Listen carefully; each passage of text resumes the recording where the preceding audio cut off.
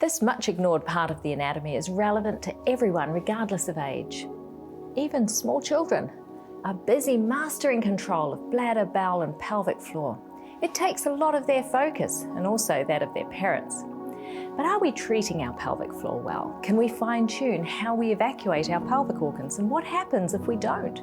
Stand by, Go Healthy for Good starts right now.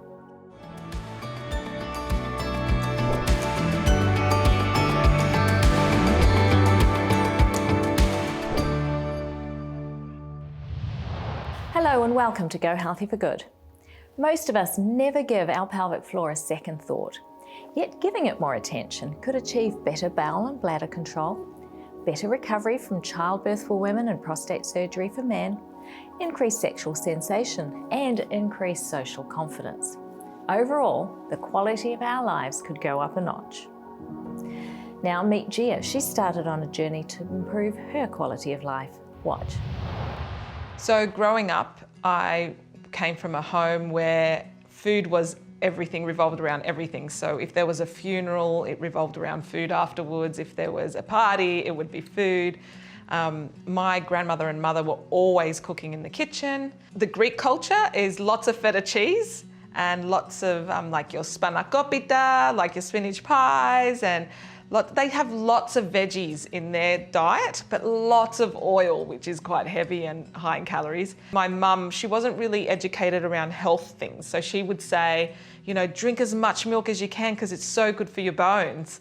And I remember my brother and I would have those big 2-litre milk carton bottles, and we would have the whole 2 litres in a day. I guess until I was 26, so I'm 41 now, but until I was 26, I remember not knowing much about what was healthy and what wasn't healthy. I just knew that you ate. I also adopted the same mentality as my family, my grandmother, my mother. I lived in London for many years and I remember always having people over and I'd be cooking for everyone. My mother got cancer when I was 22 and she had stage 4 cancer, and they said she only had a couple of years to live. And then when I got to 26, this friend of mine opened up the Bible with me and showed me what God's ideal food is. And I was like, wow, I never knew about this. And the reason it came up was because my mother was sick still with cancer.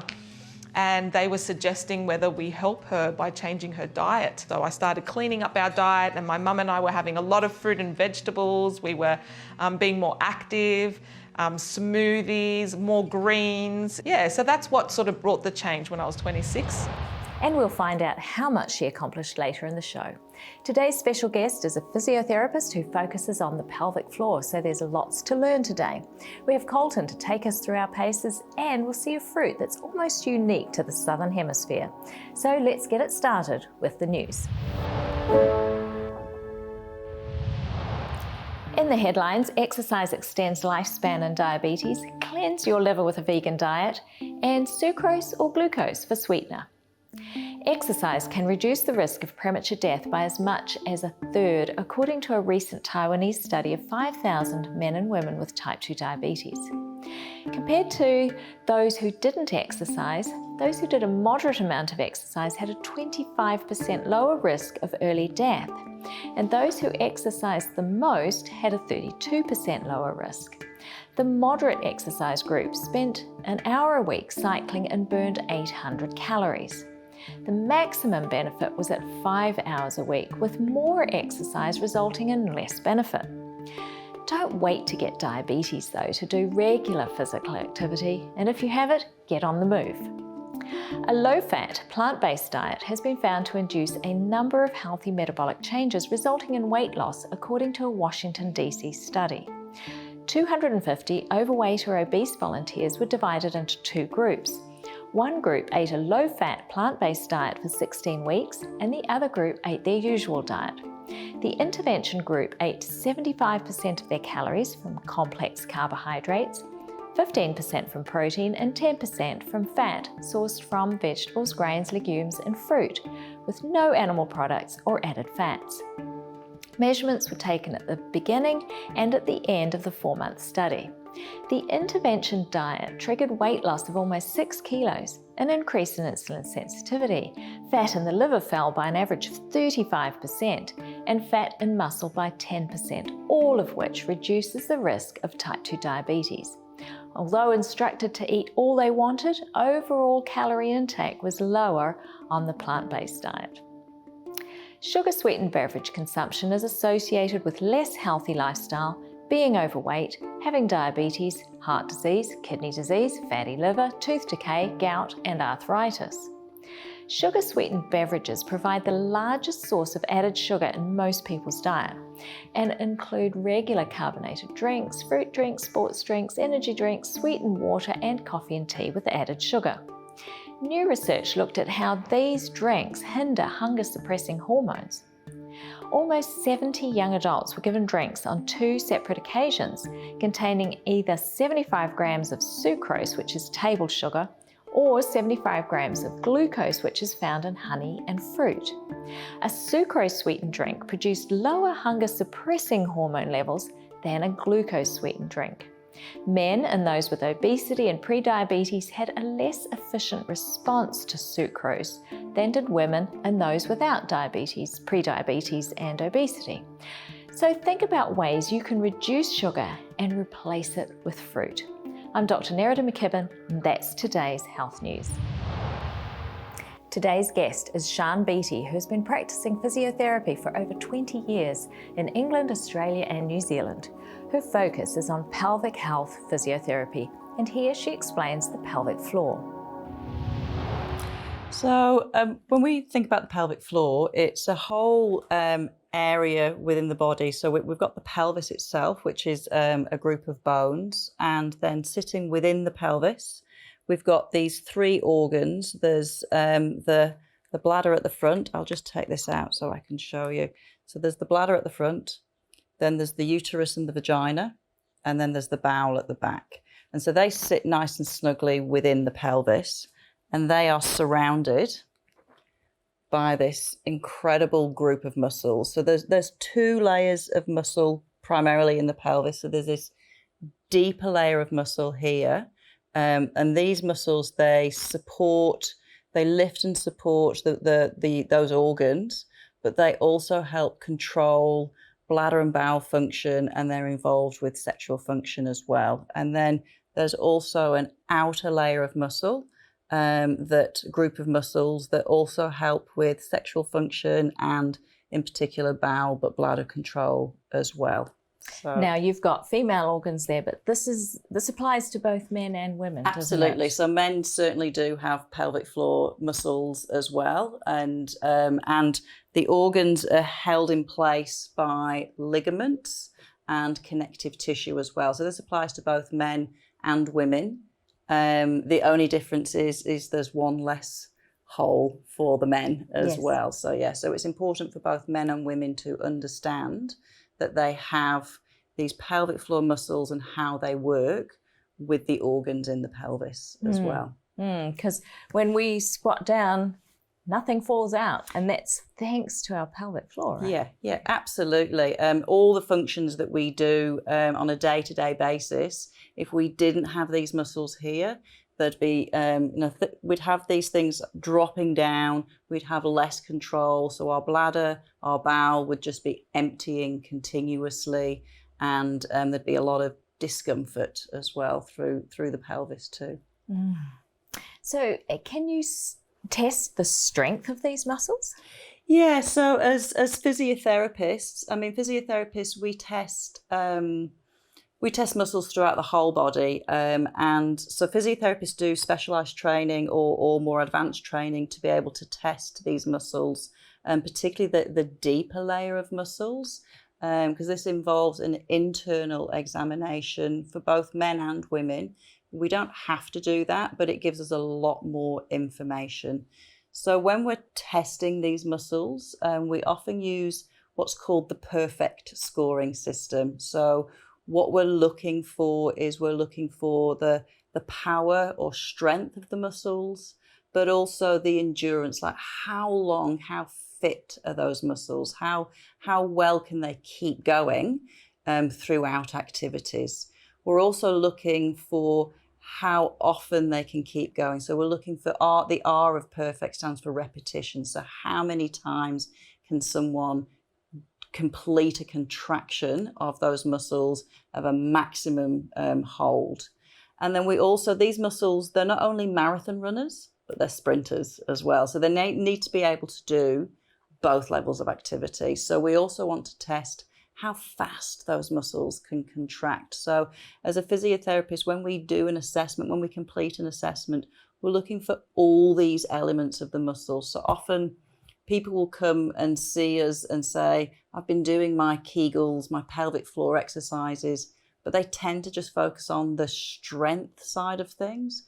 Whereas we want to make sure that those muscles are working for every element of what they're designed to do. So it's, have they got that strength?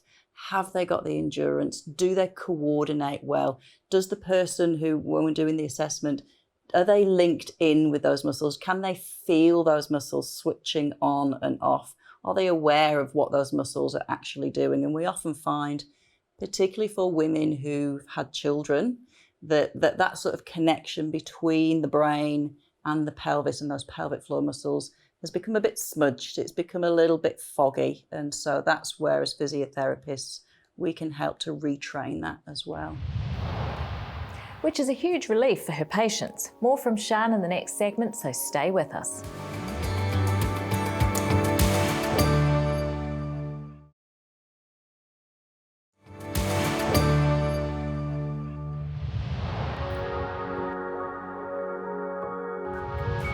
Hey my friends, I'm Colton, your coach, and today we're talking about core. Now before we get moving, I want to introduce you to our friends today before we can't see their beautiful faces anymore. To my right, we've got Angelo. Angelo's gonna be taking you through all the options today. If you need more of a challenge today, we've got Una here to my left. Una's gonna be doing some of the more challenging versions of some of these exercises. Team, we're gonna go ahead and get straight down to the floor today. So we're gonna be on our hands and knees to start. In that hands and knees position, hands under the shoulders, knees under the hips. Can we bring those knees a little closer in, Ange? Perfect. Now, from here, we're gonna do what's called a bird dog. Why? I don't really know, but that's what it's called, and hopefully you won't forget. The opposite arm and leg are gonna extend outward. Now, the biggest thing when you're doing this is you wanna keep the belly button pulled in tight and the back nice and flat. So if we look at Una, Una's got a tiny little bit of an arch in her back, so when we switch to the other side, she's really gonna focus on pulling in that belly button and keeping that back flat. Let's go ahead and switch. So sucking in that belly button, that's much better, because as soon as that back starts to arch, we start to lose the purpose of this workout. We really wanna suck it in. And then the other thing we wanna do is avoid any rotation through the hips or shoulders. Go ahead and continue moving through those, opposite switching side to side, nice and slow. Every time you switch, try to stretch a little bit longer. Now, why do we do this movement, team? The reason we do this is to work the deepest layer of our core. Now, most of us think of our core as those abs right across the front. That's the most outer layer. Then we've got our obliques, which go this way. We've got internal obliques that go the other way. Below all of that is called your transverse abdominis. It goes across the side. That is the deepest level of core, one of the most important things we can do to prevent injury and keep our body stable. If you can start taking one arm at a time up by your ear, you know, yours is gonna be a little bit harder. Let's take one leg up at a time. So we just have 3 points of contact. We have to keep those hips level and stable. Angela's trying to keep those hips perfectly level. You'll find that they want to shift side to side like this. Your job is to keep them right where they are. If we were looking at you from behind, we shouldn't be able to tell anything was moving. So try and keep those, a little bit harder now, right? And if you want even more of a challenge, Una, can we do arm and leg at the same time? So we're gonna do that bird dog, but in that push-up position. So if anybody at home needs more of a challenge, this is what we're gonna do right here, that bird dog in a plank position. Is that a little bit harder? Yeah. Try not to fall over, okay? I was practicing this a few minutes ago and I fell over. That's why she's doing it and not me. All right, team, from there, let's come down and we're gonna roll onto our backs. What we're gonna do is a leg raise to hip raise now, team. So what we're gonna do is work our lower core. This is more the abs, the traditional core we think of. So what you do is on your back, you're gonna lift your legs up and then reach them for the ceiling, lifting your hips off the floor. That's the hip raise part. Controlled descent, look at that form, Una, that's brilliant. And lowering those legs back down. Now, Ange, can we bend our knees? So we're just touching our heels to the floor, and then we keep them bent as we bring them up, and then lift those hips up. So this is our option, a little bit easier to get those hips up. And of course, if those hips aren't coming up at all, that's totally fine. We can just do the leg raise portion, bringing those knees into the chest and back down slow and controlled. One key point, I should not be able to, excuse me, When you're in that leg raise portion, fit my fingers under your back. Oh, Una, press down into my fingers, crush them into the floor. Keep that lower back down by pulling those abs in. If you feel like it's starting to arch, you can always limit that range of motion. What that means is don't come all the way down. Stop before that back starts to arch and bring it back up, okay? Working the upper portion of our abs now. So reaching into a toe reach here. We're gonna go ahead and leave those hips down. You know, we're gonna just reach for our toes with our hands. Just a little crunch. Just reaching up and coming down. Slow and controlled on the way back down. See, the core's real job is stability.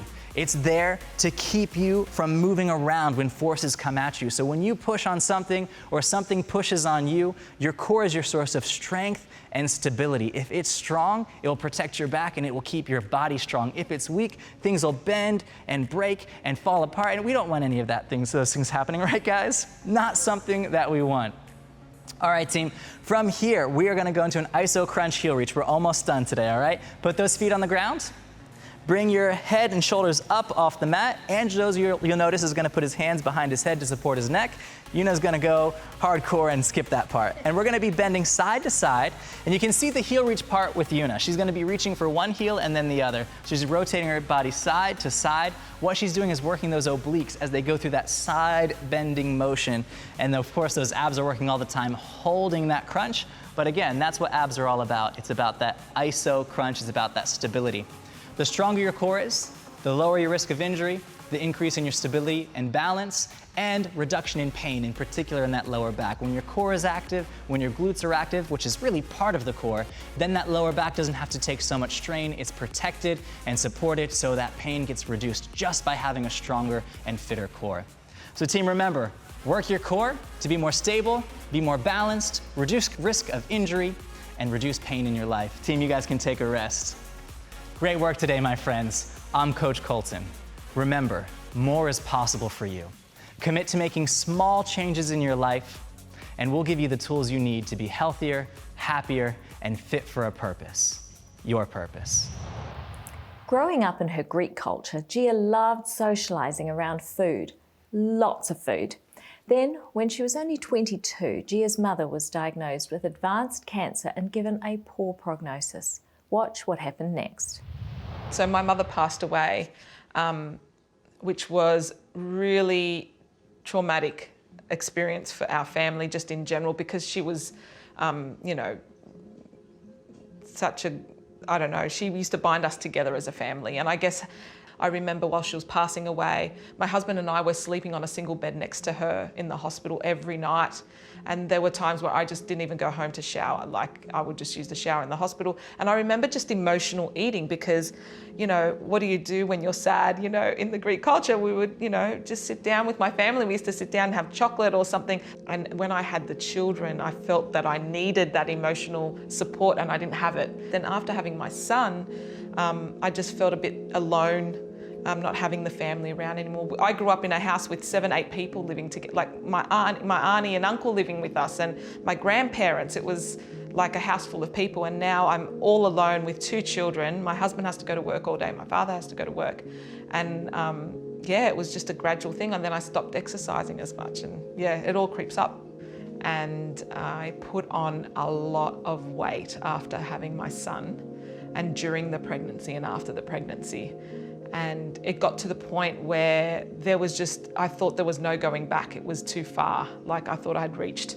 I think I was weighing myself until I got to 100 kilos or 99 kilos or something, and then just stopped weighing myself after that. I was like, I am not weighing myself anymore. I felt sad and depressed sometimes because I felt like I couldn't keep up with my babies. Like, they were young, they were running around, and I could see other mothers at the park running with their kids, and I just felt like so frumpy and heavy, and you know, I felt like even my heart was struggling so many times. I would even say to my husband, you know, I feel like my heart is just not beating properly.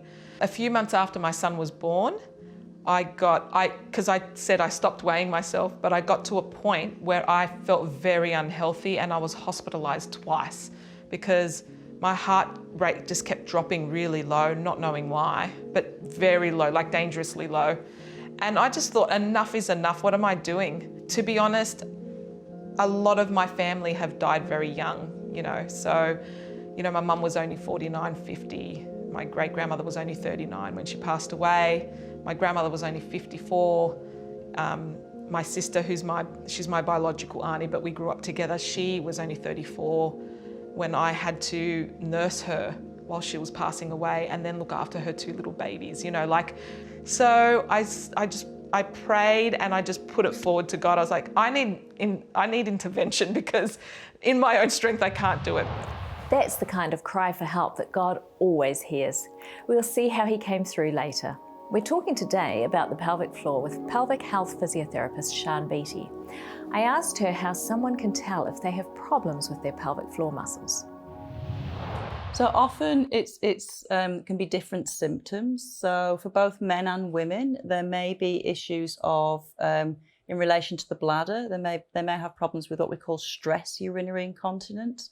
So that's a sudden involuntary leakage of urine with activities. So they might be things like coughing, sneezing, jumping, laughing, even just getting up from a chair or lifting. It could be lifting children or lifting heavy objects or things like that. So that's one element. Another bladder concern is urinary urgency. So that's that sudden feeling of just needing to go to the toilet. It'll just come from out of the blue. 1 minute you're fine, the next minute you're in the middle of a conversation, you just have to stop and go. And then there's urge urinary incontinence. So that's the involuntary leaking of urine with that often accompanied by that urgency as well. So you've got that feeling of needing to go, and then on the way to the toilet, you might leak. So there's some of the bladder issues. There's a lot more as well. But then also another problem could be what we call pelvic organ prolapse. So that's where one of those internal organs that I talked about previously, that they can descend down, and so often either the bladder or the bowel might start to descend into that vaginal space. And so there can be symptoms such as a feeling of heaviness or dragging. Sometimes it's just something as simple as just low back pain or low back aching that just won't go away.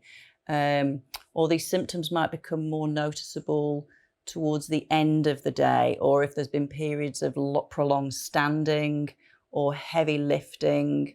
And other times women can feel or notice like a bulging when they're cleaning themselves or wiping themselves as well. And that can be quite unexpected and quite scary sometimes as well. So any of those symptoms, it's worth getting them checked out.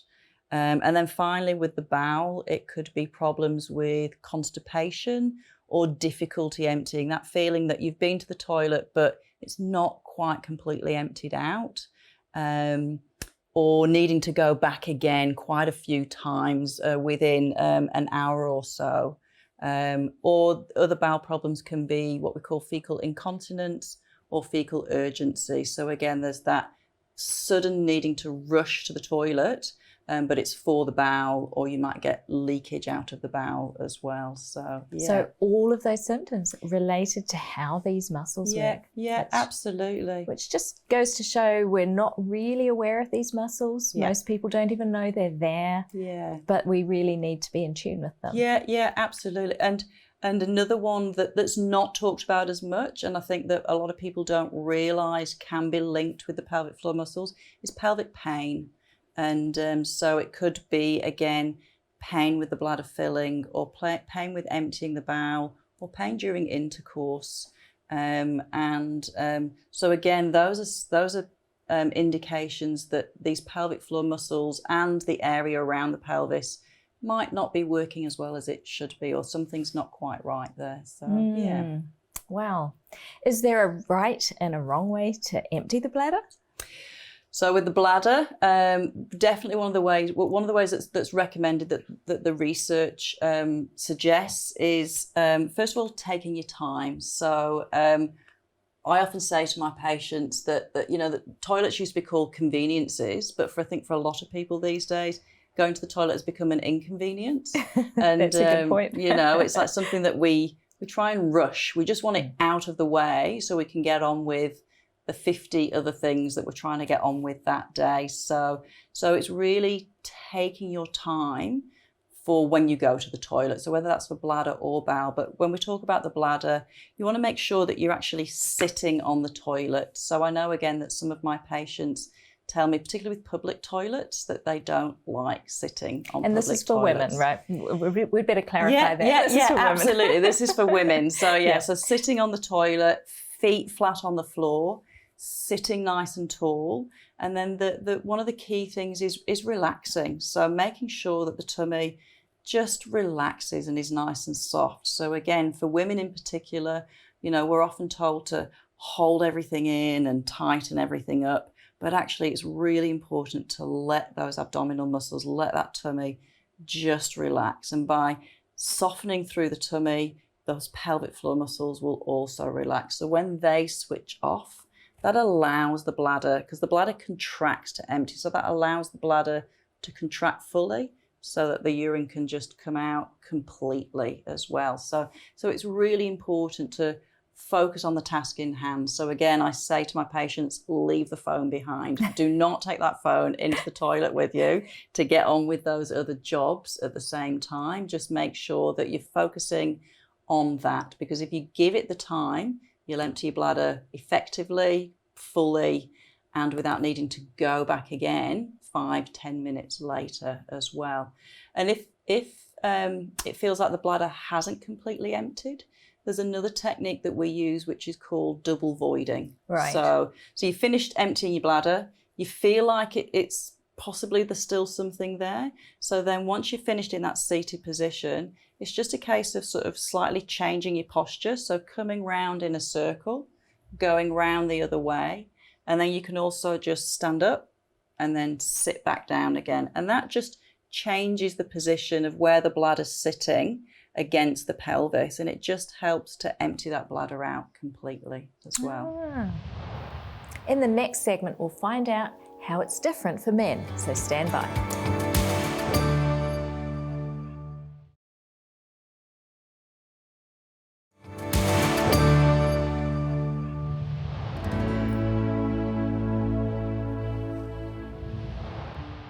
Now it's time to tackle some of your questions. Someone asked, you mentioned the parathyroid and hyperparathyroidism. Can you explain more? Well, the parathyroid glands are different from the thyroid gland, even though the names are similar, and they carry that similar name because they're co-located in the neck. The 4 parathyroid glands are usually on the back of the thyroid gland, but they can be located around the jaw or the neck a little bit more randomly. They secrete a hormone called parathyroid hormone, which helps to maintain an appropriate balance of calcium in the bloodstream and in the tissues. So 2 types of hyperparathyroidism exist. One is primary, one is secondary. And primary is when those glands enlarge. Normally they're the size of a grain of rice, they're really tiny. But when they enlarge and they overproduce the hormone, you get high calcium levels in the blood, which creates a number of health issues. Surgery is the treatment for that. Secondary hyperthyroidism occurs when a different disease might cause a low calcium, and that will trigger the parathyroid to create more hormone in response.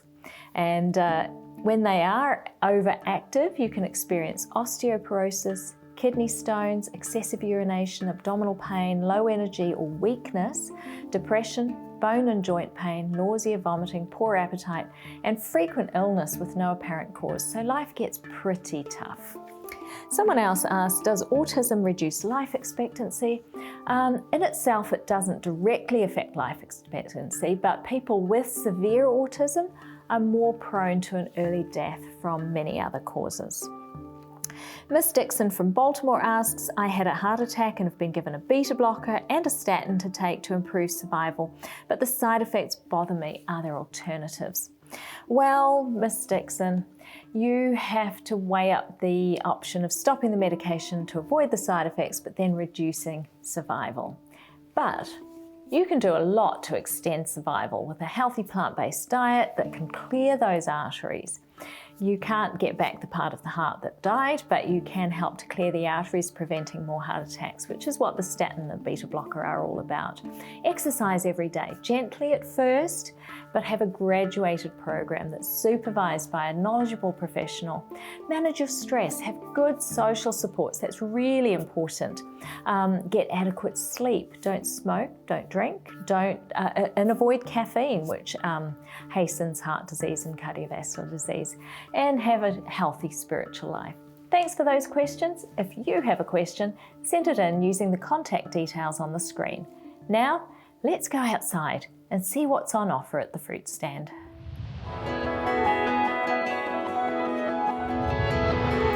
The feijoa is also called pineapple guava or guavastine, though it's not actually a guava.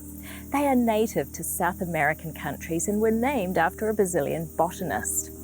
They also grow in Azerbaijan, Iran, Georgia, Russia, California, Tasmania, and were introduced into New Zealand in the 1920s, where many different varieties have been developed.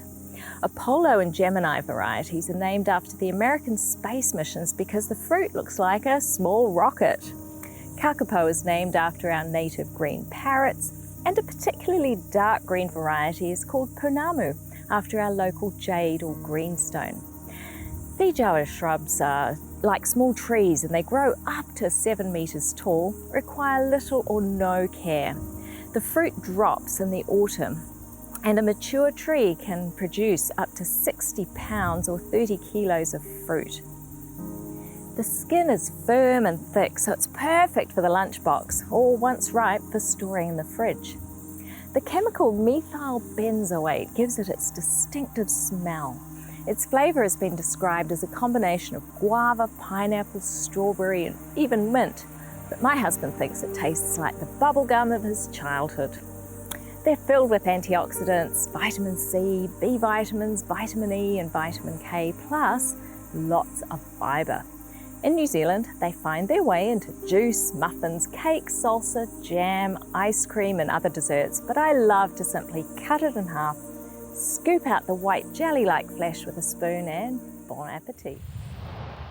Our focus today is on the pelvic floor, and before the break, pelvic health physiotherapist Sian Beattie was explaining the best position for women to empty their bladder.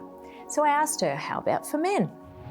So with men, it's more mainly about just thinking about those pelvic floor muscles switching off. So again, it's standing nice and tall. So the pelvic floor muscles work best when we're in what we call that neutral position. So you've got that nice curve in the lower back, but not holding your breath, not trying to rush it. So just thinking about those abdominal muscles softening, just breathing out, feeling the pelvic floor softening underneath, and then you'll get that good flow of urine as well.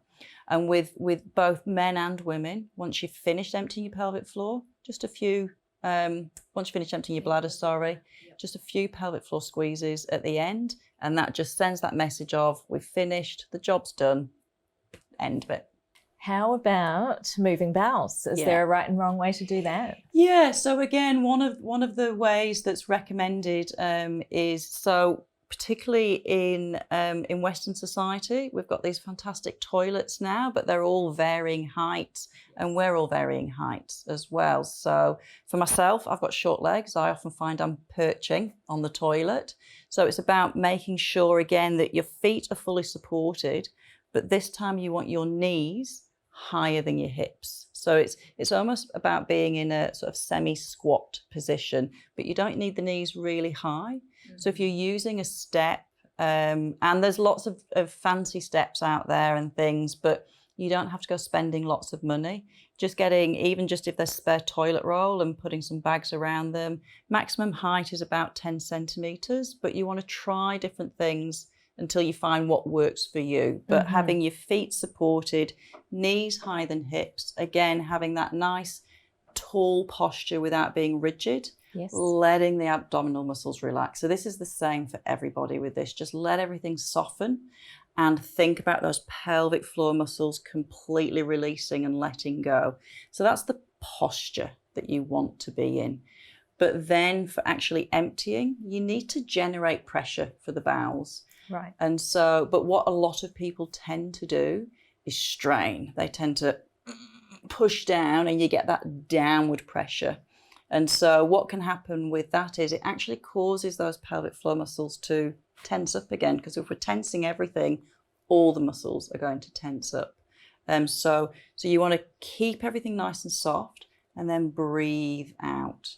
And the advice I give to a lot of children is hissing like a snake or mooing like a cow. So, and I say that to adults as well, because not everyone wants to moo, but they don't mind the hissing so much. So, but they usually do it in the quiet of their own home, and they've already warned their family that they might be doing this. Might be mooing in the bathroom. Yeah. Yep. So Okay. it's about that blowing outwards. So you're getting that outward expansion, which generates the pressure, but it's not creating that downward pressure on those pelvic floor muscles and on those ligaments and connective tissue that are supporting everything at the same time. You're just putting pressure on the bowel itself.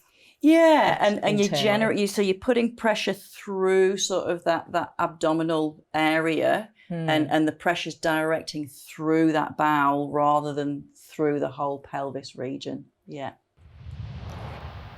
Now it's time for a short break, but first, consider this. Have you spent time imagining what heaven will be like? In 1 Corinthians 2 verse 9, Paul says that eye has not seen, nor ear heard, nor has entered into the heart of man the things that God has prepared for those that love him. I think heaven's going to be heaven for a few reasons. Firstly, there'll be no sin, sickness, pain, or death. Just imagine picking a flower that never dies. Secondly, we will see God face to face, and there'll be pure perfection. The plants, animals, food, and the Garden of Eden will all be laid out before us to enjoy for the ceaseless ages of eternity, regardless of what health issues you might be trying to deal with right now. I would encourage you to lift your eyes beyond the here and now. Spend time imagining what heaven will be like, and then do everything in your power to be there.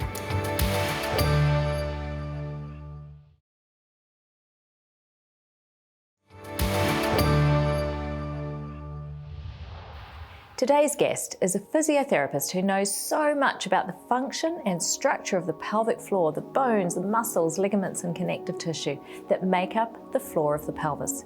Here she shares some very helpful advice about pelvic floor exercises.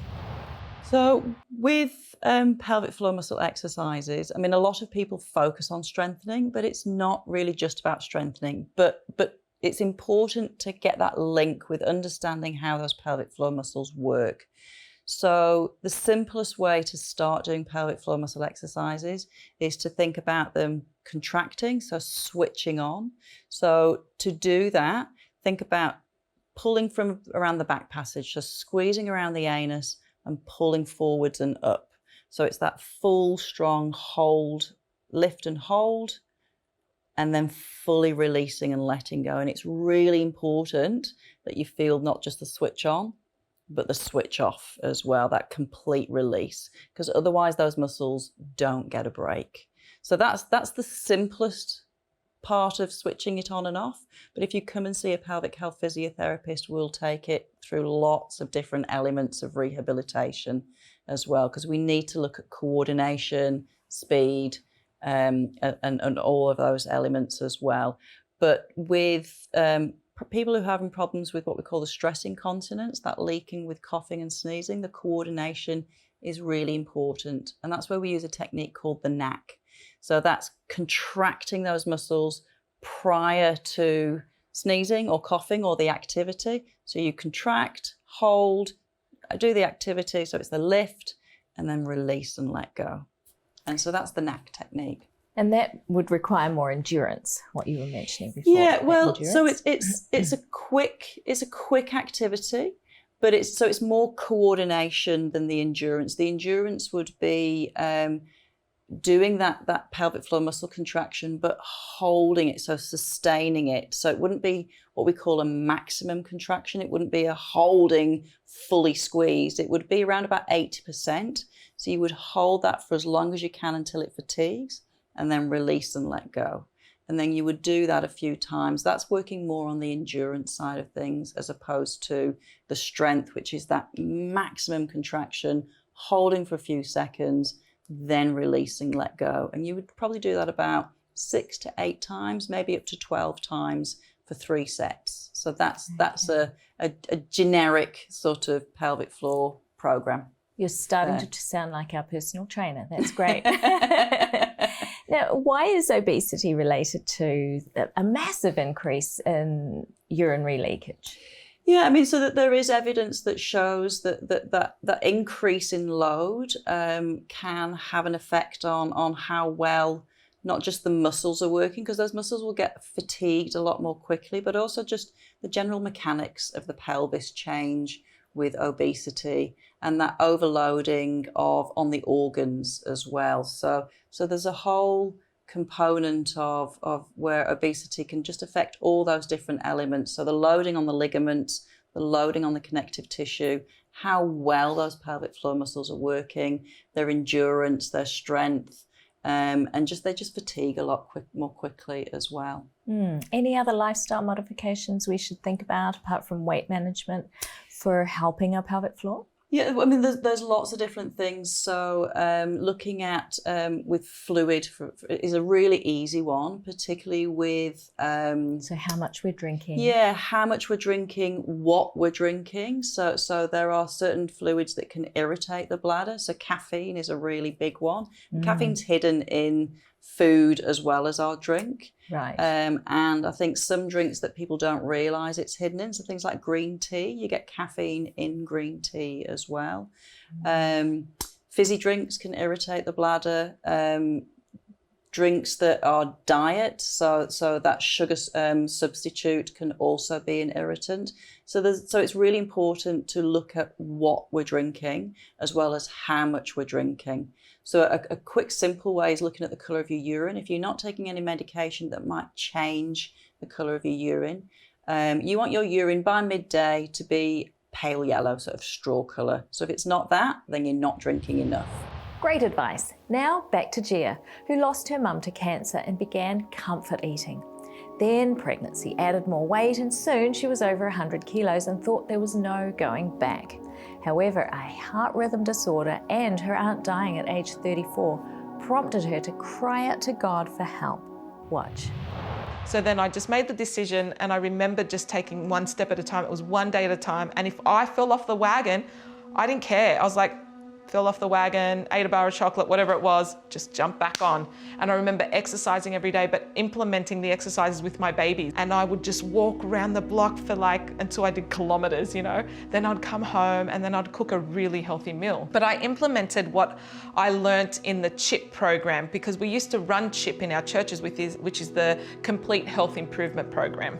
And we used to run it at church, and so I knew what I needed to do. I just needed to implement it into my life, and I needed to commit to it, which commitment's the hardest thing. But I did that, and I started seeing change. And so the first time round, after I had my son, over 2 to 3 years, I lost around 37 kilos. I never considered myself a runner, because when you look at runners, you're like, oh, runners are really slim and muscly, and they can run for hours and hours. But during my exercise routines, I started to push myself, and a doctor friend of mine who lives in the area and who runs the CHIP program with us at our church, he said, Gia, you should start running more, because I was only running, I was walking for 5 kilometers. And so I started running with them every Sunday. But now I love running, and I run 5 to 6 Ks a day. And during this last 3 years, I've run 2 half marathons. And so for me, that was awesome. I'm thinking, wow, I can't believe I can achieve these things in my 40s. I feel really good now, actually. There are days where I just don't know where I'm getting my energy. I'm like, I've got so much energy today. And yeah, I feel so much more energy and more alive, Which is just awesome. Now, next time you're using the bathroom, tune in to your pelvic floor muscles. Remember to relax and not get distracted with multitasking. If you need to double void, be sure to take the time to do that. And for emptying the bowel, find a way to get the knees higher than the hips. Then moo or hiss to spread the load. A few pelvic floor squeezes at the end, and you're on your way. If your bladder is sensitive, get rid of all caffeine and as much sugar as possible. That's all from me today. Thanks for joining us on Go Healthy for Good. I'll see you next time.